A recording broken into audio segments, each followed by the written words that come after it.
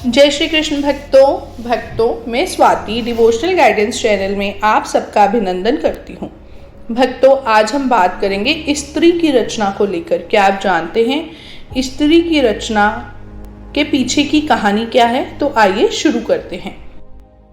दरअसल भगवान को स्त्री की रचना करते हुए 6 दिन बीत गए, फिर भी रचना अभी अधूरी ही रह गई। ये देखते हुए सभी देवदूतों ने भगवान जी से पूछा, भगवान जी, स्त्री की रचना करने में आपको इतना टाइम क्यों लग रहा है? तब भगवान ने जवाब दिया कि क्या तुमने इसके सभी गुण देखे हैं? देवदूत बोले नहीं। तो भगवान बोले, आओ मैं तुम्हें इसके सभी गुण बतलाता हूँ।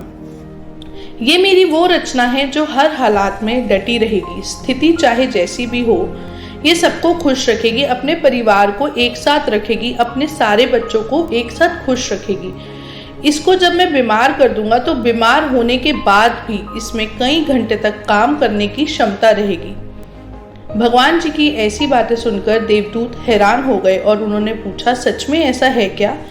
सच में ये अपने दोनों हाथों से इतना कुछ कर सकती है? भगवान प्रश्न का उत्तर देते हुए बोले कि बिल्कुल सही, यह मेरी सबसे अद्भुत रचना है कहलाएगी। यह सुनकर देवदूत ने स्त्री के पास जाकर छूकर देखा। फिर दत्तों ने कहा कि प्रभु, यह तो बहुत नाजुक है। भगवान ने कहा कि यह बाहर से नाजुक जरूर दिख रही है, पर अंदर से बहुत मजबूत है।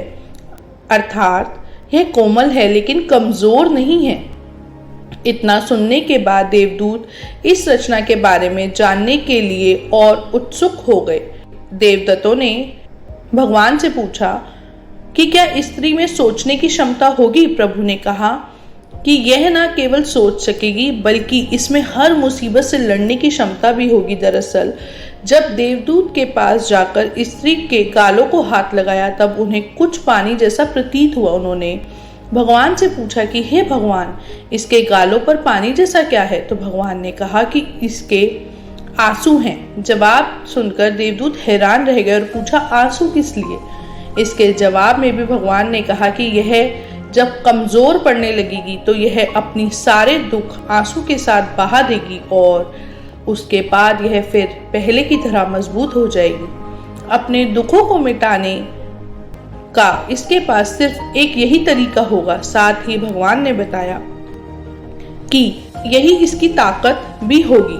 देवदूत यह सुनकर बोले कि भगवान, आप तो महान हैं, इस रचना को आपने बहुत सोच समझ कर बनाया है। फिर भगवान ने कहा कि यह स्त्री रुचि रचना हमेशा अपने परिवार की हिम्मत बनेगी और हर परिस्थिति का समझौता करेगी।